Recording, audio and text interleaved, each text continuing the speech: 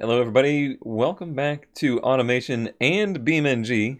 My name is Cone Dodger, and I'm joined by two guests that have a lot to do with this thing that I'm looking at. Well, one of them has a lot to do with the thing I'm looking at right now, and the other one doesn't. But it is Andrew Yeah, this and is my fault. Mitch.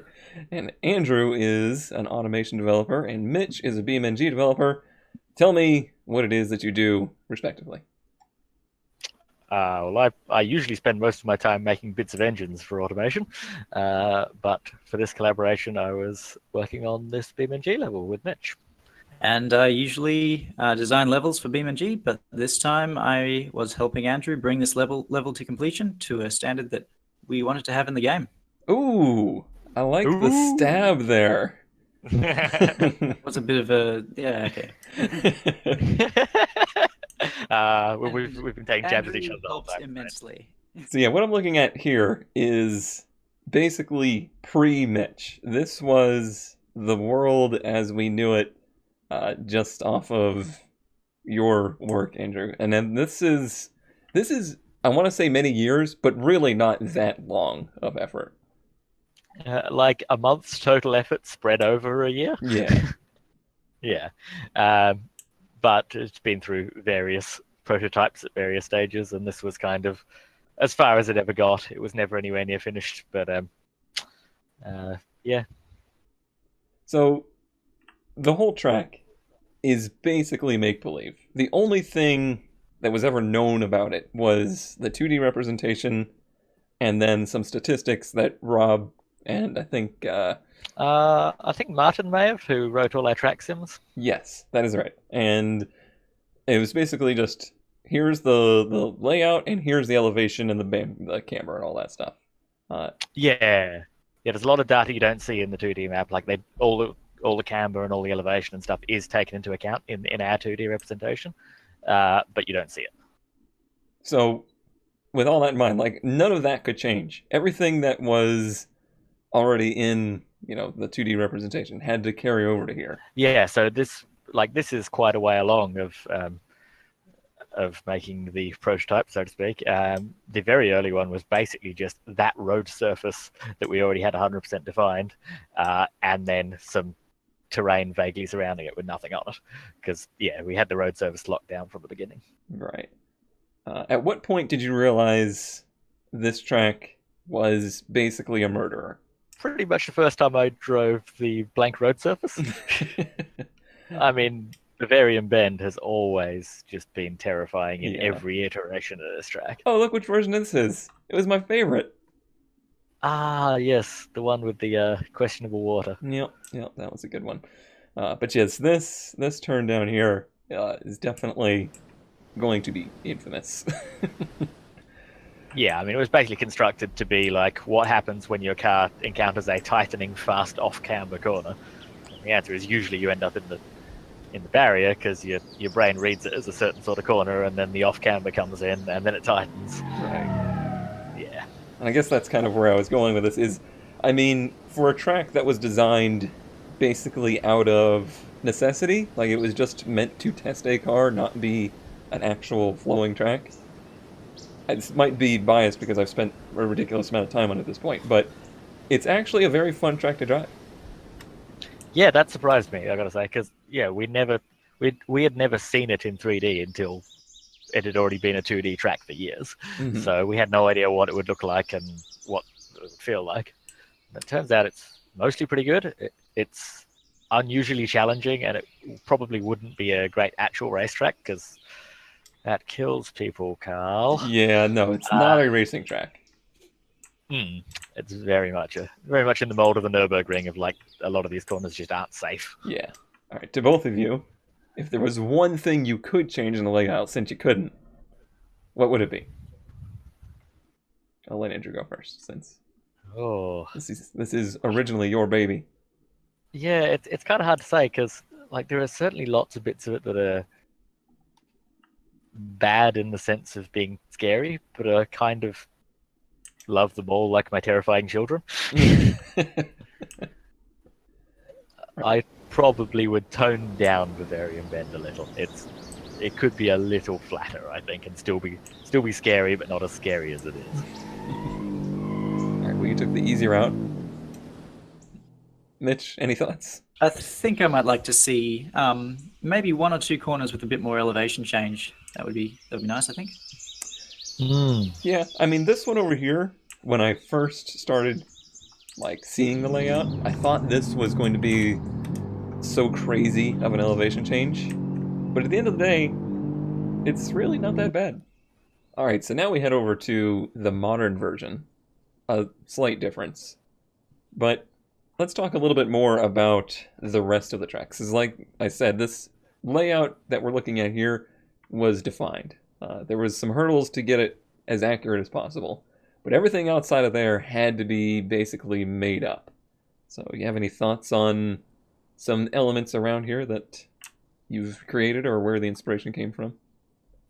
Well, I guess the first thing this is already something we'd decided early on, before Mitch even came on board, was having a couple of short layouts, like shortcuts across the track for shorter layouts. So we just kind of threw them in there and worked out how they felt and adjusted them on that basis. There wasn't really a great deal of design that went into the top one up here. And it's also mainly functions as just an access road, so that if you want to bail back to the start of the track, it's easier to do so. The other short layout's probably more interesting, I guess. Which it also functions a little bit as, a way to get into the infield section. And like thematically, it's meant to be like an old disused piece of track that's now used as an access road. Right. This one got left until like 2 weeks from the end before we really did anything with it, because just none of us really cared about it, and we were debating whether we wanted it at all. And as it turned out, it ended up containing one of the most interesting pieces of track you'll see. Yeah, and how did it end up containing that? Well, you asked the opinion of some crazy guy who drew on a screenshot of the track a layout.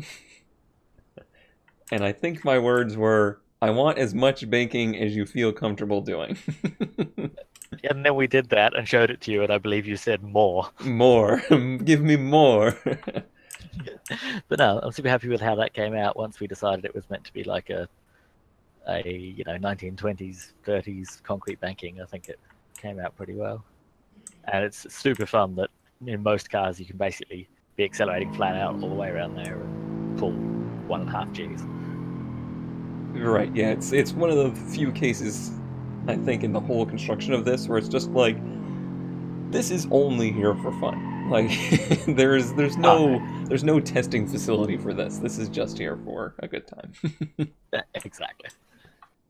At one point, that layout actually went through this section, but this section became its own animal. Yeah, it's just need some more dirt tracks, so just a rally track and a sort of off-roading test. Thanks to your own powers, who knows how to do the off-roading. Told us all the things that would be fun there. Nice. I see, got some deep sand over here. That's something I actually haven't personally checked out a whole lot, is this off-roady area. It is very different now. Yeah, it's pretty good if off-roading's your jam. And then this one's kind of more just a rally, like a rally/rallycross stage. Yeah. Nothing too special, but nice bit of dirt road. And then we move over to this monster. Yeah, so this one came out of the fact that this used to be just like a big lake of tarmac, a giant skid pan. We were talking about doing things with like autocross layouts there and stuff. It just never really made sense. So I just asked the automation Discord what they wanted to see in that big space. Someone linked me a track from one of Ford's Belgian proving grounds, and I basically just took that as inspiration, grabbed a couple of guys from the Discord to screen share with them, and started laying out corners and getting everyone to shout suggestions at me. And yeah, just did that one weekend, and then I believe Mitch came back to find it on Monday, unexpectedly. Yes. What had Andrew done? This was a common theme. Turn it into a mathematically defined spline and get those surfaces as smooth as possible. And then we lost 2 weeks of progress to lapping it. Yeah, that was a problem with that one. It's super satisfying to drive. So whenever we'd go and test it, it would be like, oh, half an hour later, I guess I should stop lapping that. For a while, we only had an entry ramp to this because why would you ever want to leave it? Then over here, this is the gradient test, which I think we saw in that early version, but it's moved over here. Yeah, that was a typical proving ground staple. They're probably more fun as jumps, really, although it's quite amusing setting fire to your clutch with a really heavy car. Let's see, is there any other areas over here where it's... Because I know very early on we talked a lot about... We were looking at satellite imagery and all sorts of stuff of... I believe that was the first thing that we did, Mitch, when we started this together. I thought that was already there. I don't remember putting in a skid pan. Oh, No, skid pan not the was skid here. pan. I mean the looking at proving grounds. Yeah, we did a lot of design work, which was mostly collaging, Google imagery from actual proving grounds, and then we mostly discarded it. Pretty much. So that's all of the roads and testing facilities inside. But then later on, outside of the track became kind of its own special animal. Yeah, so that's another one of those Mitch leaving me alone for a weekend and regretting everything ones, I'm pretty sure. I'm pretty sure we started off with the highway, because obviously it just needed a road past the facility. BeamNG being what it is, you expect something outside the track. And then from there, one weekend I decided to put in this dirt road up to the dam. And it was going to just be that. And then that kind of inspired us to think about, but what if you want to do a full loop and go down the other side? And so we mocked up very early on this tarmac road here and just kind of left it mostly undone for most of the project. And then kind of realized at the end we'd made a complete loop with every possible type of challenging road, in that you've got a fast highway, a twisty tarmac road, a rough dirt hill climb, and whatever the hell you call the top of the dam. Which is mostly a challenge in remembering to brake. And after we realized that this highway was going to be good for that, we ended up straightening it out a fair bit with the intention that you can basically cross that bridge there. If you approach from the tarmac side, you can basically cross that bridge doing 280 or so and something quick enough. But then you're stuck here forever because there's a landslide at the end. We figured that was very thematically appropriate. Yeah, which is why we changed the layout of the dirt road, which originally only had an entrance next to the facility entrance. Over here. So we thought, well, since we're cutting the map off with the landslide, we might as well have the dirt road also accessible as a sort of detour. You reach the landslide, but you still have somewhere to go, and that's do another loop. And also so that you can use as much of the highway as possible when you're doing the full loop.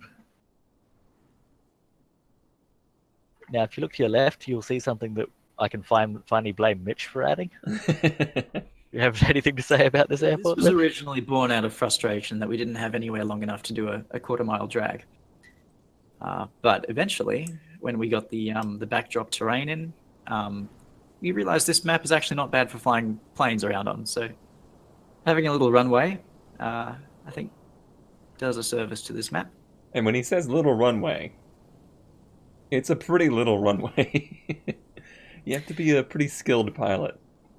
That was another one that, shall we say, took up a lot of development time, aka me spending half a day being too proud to admit I couldn't land the B-25 on it. Trying not to hit that mountain or that mountain. It's a tough approach. Well, since we're talking about mountains, it's pretty obvious if we look at the old version to this version, the visuals of this place have changed pretty dramatically. And I think we have Mitch to thank for that. Not just me, also Hamish from Camshaft also helped out a lot on the terrain development using World Machine. Yeah, there was a good sort of 2 weeks there where me and Hamish were basically just sitting at one PC staring at World Machine and complaining at each other about how much it didn't work. But eventually we got to what we have here, and I guess the first thing to talk about is that originally it wasn't set anywhere in particular. There was no particular location for the track, and it was just generic green, foresty boringness. But when we started looking at mountains and how the dam could look and that kind of thing, we started thinking of places that would thematically fit that. And South Island, New Zealand, being obviously close to our hearts, has lots of mountains, lots of dams like this, and this super interesting color palette, a bit like brown grass. So that was what we ended up going for, and then spent far too long getting this landscape looking the way we wanted it.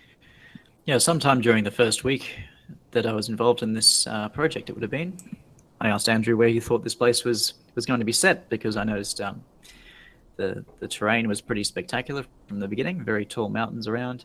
The dam obviously needs some mountains to make it make sense, and yeah, obviously New Zealand was the choice.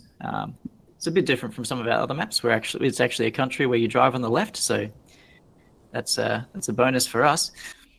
Yep, for us filthy Australians and New Zealanders, all very familiar. And I just really liked, well, one, that it was a familiar landscape to me, but also that the color palette is so strange, and when you're there in person, it's equally strange, with the bright orange trees, oddly blue water from the glacier runoff, the quite strongly yellow grass. And when you look at photos, the color palette looks fake, but yeah, it was something that I was resisting for quite a while. The vibrant colors and everything. I'd previously worked on West Coast USA, where everything's just washed out and desaturated.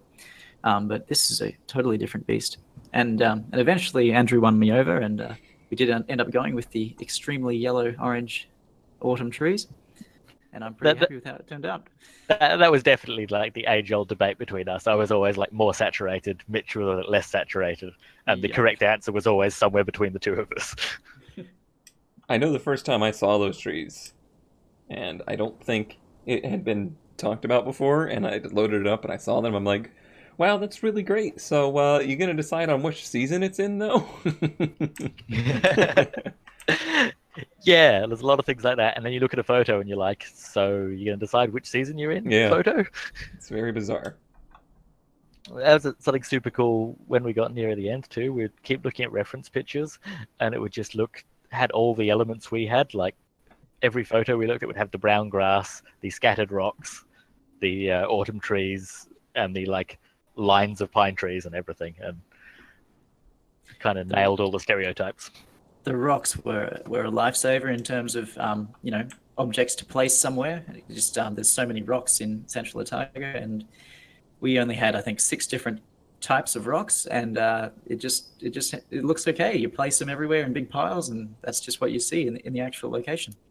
Yeah, there's a lot of things that look like they're sort of weird cheats on our part, but are actually realistic. Of just a lot of the scenery is just random rocks scattered around the place. This doesn't look like Florida.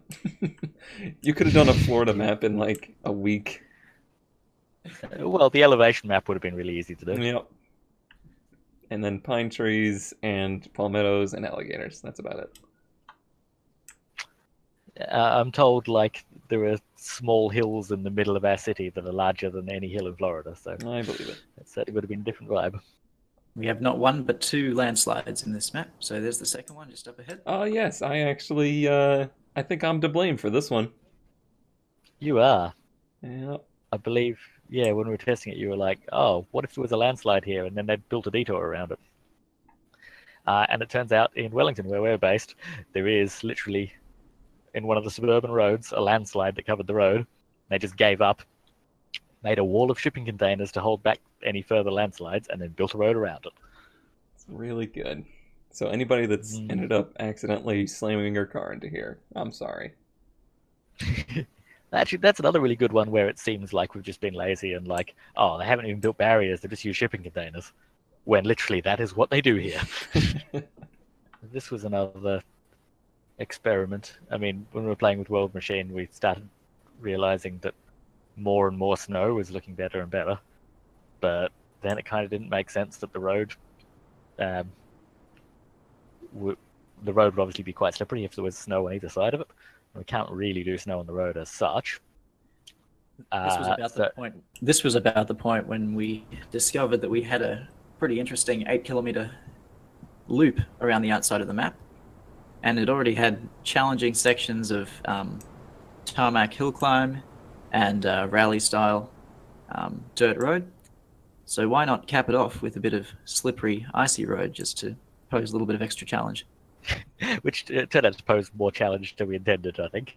It's a lot of fun, but it is quite treacherous in some parts Yeah. to really have your wits about you. Florida man feels really- a little out of place, I gotta tell you. Yeah, I believe, Mitch, weren't you saying you'd never encountered real world ice on a road? I've never driven on ice, no, not personally. So I had to be the resident expert of coming from somewhere cold enough for that to happen.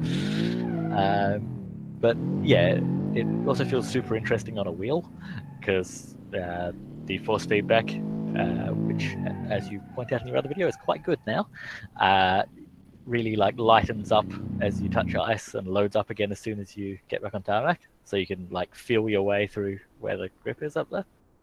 That's kind of fun. Oh, and I guess also an interesting visual thing. We've got a few buildings here that are vaguely inspired by various things. That's inspired by the cafe at the top of Mount Cook. And then further down there is a church, which is... Oh, that's over here, right? Yeah, over there, which is... Oh, what, Lake Pukaki, I think. There's a famous little stone church. Oh, Lake Tekapo, I'm told. Yeah, next to Lake Tekapo, which is a bright blue lake like those. There's a famous little stone church there, so that's inspired by that. Done by Christine from beamng. Came out very nice. Maybe we should talk a little bit about the gutters as well, because that's an interesting feature of this hill climb segment. Ah, yes, and I believe that's all your fault, so tell us all about them. After watching a little bit too much Initial D, these gutters became a thing. I think it's just it's an interesting way to make the edge of the road hazardous, so you can sort of just dip a wheel into it and you'll feel a bit of consequence. It'll unsettle the car, or it might even give you a little bit of extra grip if you hook the wheel in just right. But yeah, I thought this would be an interesting way to make this hill climb a bit of an extra challenge, but also potentially offer you a way to exploit them for slightly better times if you're lucky. Yeah, I don't think we're really able to exploit them for better times. I don't know about you, but I'm not a good enough driver. But I've definitely seen some videos of people who can. Oh yeah, I've exploited them for ripping the wheels off the car. That's pretty good. Cesari's videos that like he seems to be able to just use them to teleport around corners. So, but that's quite hard. Well, we're looking forward to seeing more community videos of people doing interesting things with these. Oh yeah. Oh yeah, there will be no shortage of this camera right here with a car going. That's an accurate representation of what it's going to look like. This mouse cursor and the sound. And 90s Eurobeat playing in the background. Yep. One of the very first things I wanted to nail down was what barriers the track was going to have. Yeah, we consulted with Cone a bit for this, but yeah, we wanted to make sure that we had a mix of realistic looking barriers. We had Armco in the right places, we had tire walls in the right places, even a few concrete block barriers. And yeah, I spent a bit of effort in the first part of the project making sure that these looked as good as possible, because if you're going to be reusing objects as much as you reuse barriers, they'd better look pretty good.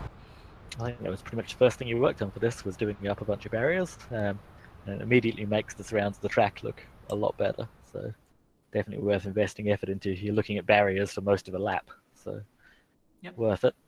And yeah, as you say, we got Cone in. I think for a while it was basically like 3 times a week Cone would come and drive it and give us very detailed feedback on what the barriers and curbs ought to be doing. Yeah, we had different objectives that different purposes the barriers had to fill. So the tire walls had these like bright blue and white stripes in front of them. That was just meant to like warn you of a corner, just a visual indicator that there's some fairly extreme turn. The Armco is more of a neutral barrier. It's meant to be fairly visually discrete. So we use that mainly on straights. We have another type of barrier, which is just a metal guardrail for use on like bridges and things. We especially wanted to use that right here alongside the lake of the dam, just to give a bit of visibility. It's nice to be able to see these views. Yeah, and overall, the balance for the whole track was tricky as far as the walls go, because it kept going back to, well, what track is this? Because you could very easily fall into the trap of like trying to make it an FIA style track, which these walls are not really that. No. But we also wanted to feel like an executive would be okay with, being in the passenger seat of a car getting flung around the place too. Versus, I think, things like this, well, at the end of the day, they were done for making it look good, and it does very good. You can see the water. Otherwise, we would have no idea there was water there. The dam is quite improbable in its location too. It was like the dam was existing at all was another one of those. Like I was at work too late one night and decided that there was just like nothing interesting about this level. It was just a boring forest, and I just started cutting a dam into it to see what it would look like, and then that kind of stuck. It makes very little sense in the context of the track, like these pipes that have to go underneath the racetrack and that kind of thing. You probably wouldn't really build a track here, but it gives all kinds of really nice visuals in various places, and I really like that you can basically see the dam as long as you're heading in roughly the right direction. You can see the dam from almost every point on the track, so it kind of gives you a real idea of where you are and where you're facing all the time. And scale. Like, this place is huge. And I don't know, when you get real focused on the lap, I don't know that you really notice, but the actual facility is gigantic. Yeah, well, it's a 4 kilometer by 4 kilometer. It's only 2x2. A 2x2 there, so it's 2x2 kilometer map. Although map in the sense of that's what the core sort of terrain is. If you zoom out, like you fly up a bit, you'll see the way this is done is the center of the map is the actual like height map terrain, and then at a certain point it goes off to just a mesh for that you're not really meant to drive on. You sort of can, but it's not ideal. That goes another couple of kilometers out from there, and they're all built from the same world machine file, so they theoretically match up. Unfortunately, world machine's a bit weird, and when you build the two different sizes of terrain at sort of different resolutions and stuff, you get quite big differences in how it decides to build mountains. So there are a lot of places where they didn't line up and we had to manually like smush them into each other. Bit of photoshopping, bit of mesh editing, near enough. I think there was definitely a good week of pain of trying to get those two to actually line up and have the same colors in the same place. Maybe we should also talk about a couple of the types of barriers we've used on the dirt road, like up the side of the dam. Yeah, I'll let you take that one. So we were going through some street imagery of dirt mountain pass roads in New Zealand, and noticed a couple of unique looking barriers. So we have the steel pipes that are just strung with a cable, and then on the other hand we have just general single layer Armco. Which is a bit of a weird one. Because you've got these dirt roads which don't look terribly maintained. Hold on. Cat just tripped on the mouse. You gotta leave that bit. Yeah, that was good. That was good. You were saying guardrails. Yeah, so you have the interesting effect of a dirt road, a pretty simple, pretty basic dirt road, with a sophisticated guardrail on it, which I didn't realize was a thing, but it is in New Zealand. We're very weird about guardrails here. Like we have almost disused dirt roads with full-on Armco, and then we have major like highway mountain passes with 300-foot drops off the side and a sort of hastily tacked together wooden fence, or in some cases, nothing. I can't say I've never seen this kind of barrier before. And it seems like it would hurt.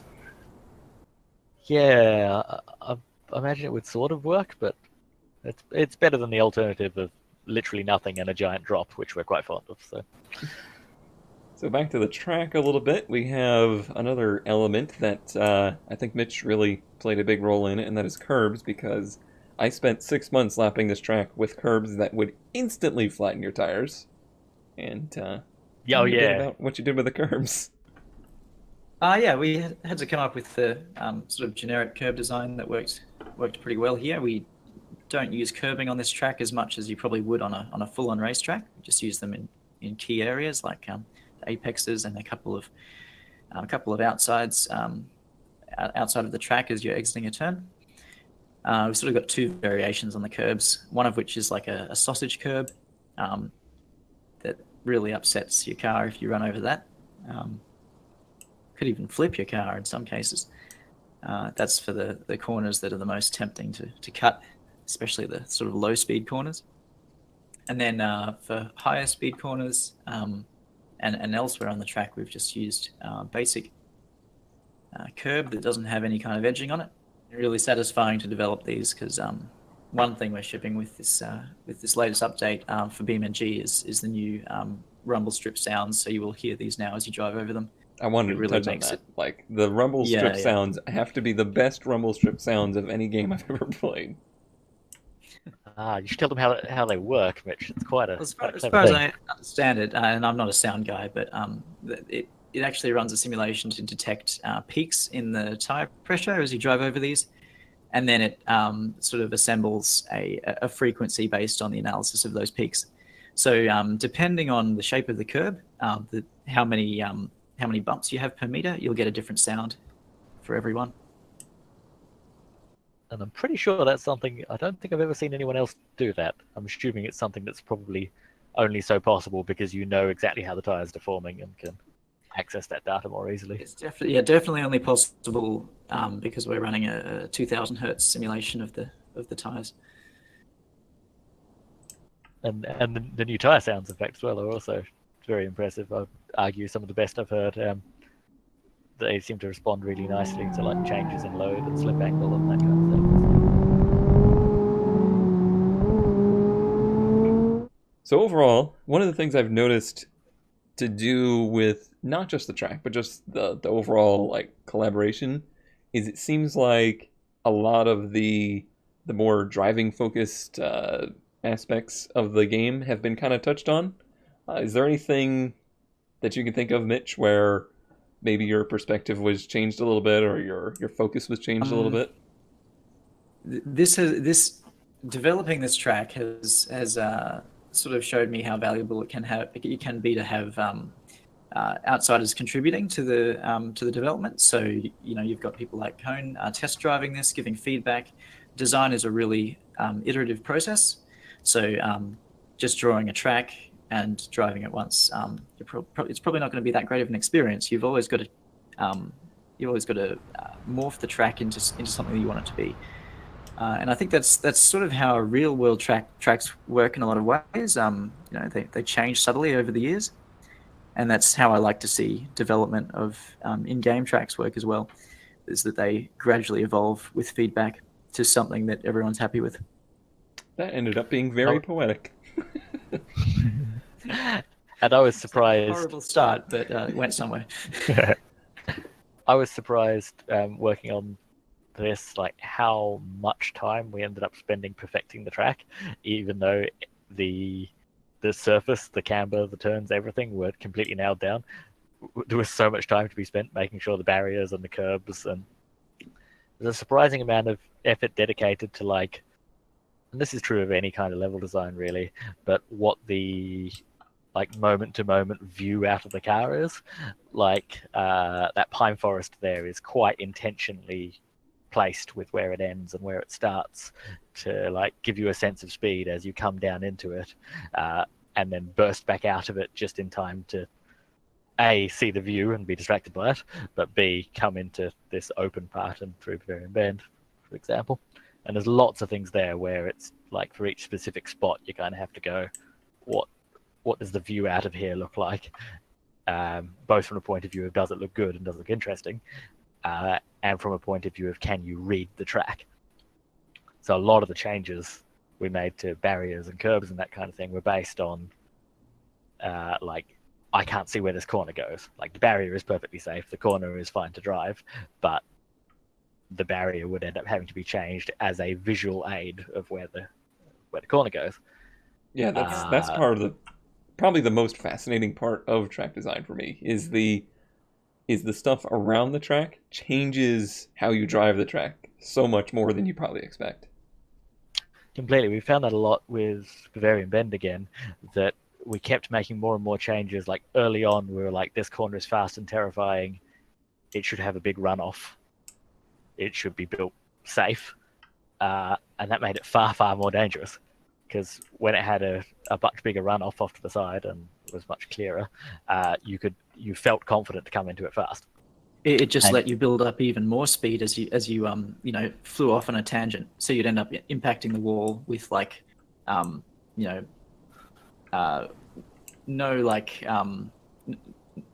you would have no perception of how close the wall was to the track. But as soon as you left the track, there was no stopping because you're on grass. Right. So we ended up moving the wall right up to the track to make you more scared as you approach it.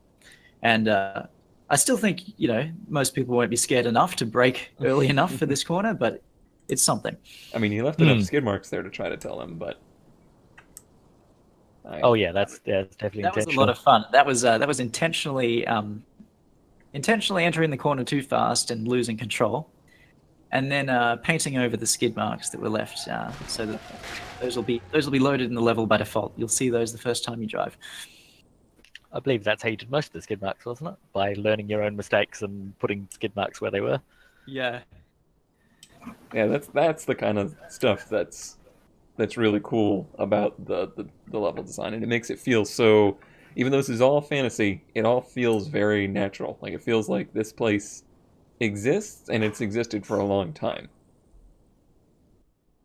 Yeah, and it's remarkable how much tire marks and rubber on the road make a track way more readable too. It's not particularly heavy on this track, but in the places where it is, it really lets you know where the braking, heavy braking is. In some of the corners, it lets you know what the lines are broadly going to be. It's not quite like a track that's been regularly raced on, but it's like a track that you can imagine some performance vehicles have been thrashed around it several times in the last week, and you can see the results of that. Yeah, exactly. Another interesting thing to talk about is with the topic of like lines of sight and understanding corners, that's a big role of trees in here, and this is something you'll generally see. I mean, in reality too, is that it's a lot easier to read a distant road if you have a tree line. So you might have the kind of angle to the road because you're far enough away, like you can only see a narrow sliver of road, but you can tell that line of trees like turns in a big sweeping left ahead. So kind of managing the player's line of sight so that like they can't see too far ahead where they shouldn't, and in some places where they can see far ahead, they can see a line of trees to tell them where they'll be heading next, is like super important. So we obsessed about the trees more than you'd think. Yeah, probably the best example of this would be at Caustic Corner, which is the second last turn. It's just a blind turning crest. This was previously really hard without any trees along the road. You sort of had no idea where the turn was going to finish. Yep. You would come up to here, yeah, and at this point you would. It seems like everybody had a different opinion, but I would always try to keep turning, and then some people would just veer straight off. Yeah. But you see these trees that are straight, and in your brain sort of subconsciously or otherwise thinks, that's where the straight begins, so you don't have to worry about turning any more than that. And that's also part of the role of some of the catch fences too, is that they're not as obvious as the trees, but you can kind of read a catch fence over a crest and get an idea of where it's going to go. I really like this tree that overhangs the chicane, even though the chicane doesn't. This layout probably will never get used. People aren't going to be really using this one, but I really love this overhanging tree over to this turn right here. Yeah, and that was an accident that just turned out to look quite nice. Yeah, I mean, there's. And I really like. Go ahead. I really like Mitch's. Sadly, I don't think they're in your version yet. But oh no, they are. The fallen leaves Yes. under all the autumn trees are kind of satisfying too. There's so many places around here that end up just being like really good photo spots too, which is ideal considering this is all made because it's about exporting the cars. Yeah, exactly. That tree just took a wiggle. Big breeze They do just that came through. I think we have very. yeah, FPS does seem to affect the the sway of the trees for some reason. I'm not going to say that sudden gusts of wind like that are inaccurate to the setting of the track, though. It's pretty right. Oh, and with what I was talking about earlier about like very carefully sort of curating like specific views, go have a look at their twisty tarmac road and the twisty dirt road for that matter. If you kind of look off the end of each hairpin in a row, you'll find that each one has a really nice view off into some kind of landscape. And I'd like to say that these were carefully curated and we spent lots of effort on making this happen, but they just all turned out to look in a direction of something gorgeous, and all we had to do was make sure there wasn't a tree in the way. Just the idea of standing in this particular spot, it would be quite a sight. I mean, you got so many things. You got the dam over there, you got the track, you got the river, and then the road leading up over here, and all the mountains in the distance. It's quite a place. It is. It's interesting too that I feel like a lot of New Zealand looks like a game level in that sense. There are quite a few places like this doesn't seem unrealistically crammed with beautiful things for places I've been to, where you just see so much stuff and so many visually different and spectacular things all crammed close together compared to most countries. Lucky bastards. Yeah, it's really good as inspiration for levels in that case, because you don't need to you don't really need to fake all the beautiful things being close together and appropriate scaled too much. Is there anything that you wanted to include, but were technically not able to, or just time restrained, not able to? So many things I can't even remember. Think of one. I mean, Mitch probably remembers them because he would usually be the one telling me to rein it back in because he's smart like that. To be honest, most of the big stuff we wanted to get in, we got in. There were always loads of like little tweaks that would have been nice to do but would have taken time, but nothing big that came to mind. All the cool stuff we wanted to add was things like these mountain roads and that kind of stuff. We got it all in. We did want to do a few more like sort of suspension tests, that kind of stuff, some bumpy road tests, that kind of thing. They probably wouldn't have been all that fun. Might have made interesting tire noises, I suppose. That's the only thing I can really think of we were considering that didn't get done. Is there anything on here that you didn't think you'd be able to do? Like, you're amazed that actually turned out? I was convinced that we would have to block off the hill climb road because I didn't think that would be finished for the release. That was quite a surprise. Interesting. I think I was surprised that the terrain actually worked out as well as it did, because that was a real challenge, and there were lots of things that were potentially going to make it either look bad or not work at all. And we managed to work through them all, including one night where I was at the office till like midnight attempting to get the distant terrain to not look blurry and terrible, trying all these different changes to the textures. And it turned out there was a checkbox for anisotropic filtering that I'd left off on that material. Checked it on and instantly looked gorgeous like this. And I'd spent the last 5 hours trying to make it look good. Although thankfully all the changes I attempted to make it look good then made it look really good once I found that checkbox. I've known you for 6 years now, and you've been developing this game for that long. I have never once woken up in the morning and seen you still up working, because that means it has gotten seriously late. But now I have. Yeah, admittedly I was then coming into work at 11:30 the next morning, so not too bad. Yeah, I guess after 6 years of just repeatedly making engine parts, which don't get me wrong, it's interesting, but I think environment art is probably why I got into doing 3D stuff.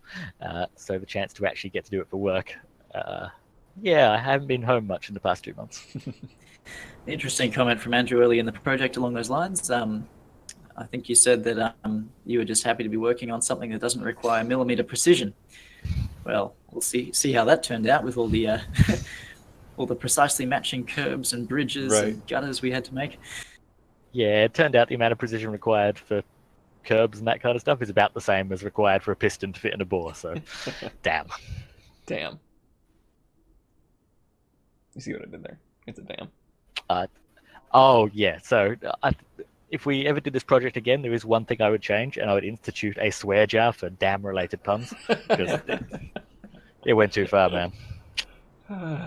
Damn, he's ruined. All right. So, is there anything on here that you did that's just a little secret or a little weird element that you think nobody will see?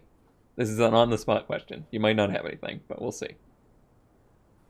I like the hidden meaning of some of the signs, which somebody's already worked out. So, but that's my proudest little Easter egg. Tough to say. I mean, there's little areas that were like well outside the scope of the map, which people are inevitably going to be exploring. I think if no one ever finds something, it would be a shame to put it in the map in the first place. But yeah, I think there's plenty on this map to explore and discover. All right. So what I'm hearing is they're not giving it up. You guys need to search more. Exactly. I think I'm also just generally pleased, and we've heard good feedback from a couple of New Zealanders about it, of how many like little touches of it feeling like New Zealand we managed to get in, just in the signs and the general look of the vegetation and stuff. Yeah. And also, another interesting one on that front is a lot of the buildings like out by the highway and that kind of stuff, the weird like A-frames and that kind of thing. Oh yeah, I wanted to ask about that building. Yeah, so we're not sure either. We street viewed it somewhere in Central Otago. I think it was like a storage shed for like a power company or something like that. Yeah, I think there was like a power substation next to it. And yeah, we just saw it, and because we basically spent a whole day just three of us street viewing around Central Otago and taking screenshots of stuff we liked, and we just decided that was super quirky and unique. Yeah, it's cool. Yeah, and I'm just happy with those general little touches. Go have a look at the little farmhouse too. Just things like this, the little farmhouse that Hamish built. Just touches of buildings that are of a particular style that you probably only see here. I mean, only New Zealanders will particularly get a kick out of it, but it's nice to make sure the level looks like it's really set where it is. I'm pretty fond of these people's priorities of the size of the house versus the size of their garage. Yes, yeah. I mean that's based on people I definitely know in New Zealand who have their farmhouse and then their garage just full of race cars or whatever. And I figure if you happen to live next to that track, you probably would do that. Oh yeah. All right, well, I think we've probably rambled enough. I mean, I just wanted to get you guys together because I love racetrack design, and I've really enjoyed the whole process of getting to watch this project evolve. And you've done an amazing job. I hope people appreciate it. Yep. Well, it's been a pleasure collaborating with both of you over the last couple of months. Agreed. And I'm almost tempted to make more racetracks, but I have no actual reason to. The itch will strike you eventually. It will. All right, well, thanks for joining me, and thanks for all the hard work, and everybody enjoy the level as well as the cars you're exporting, and we can't wait to see all the things you find and the content that's going to be made here. It's going to be great. Thank you. Thanks, Ken.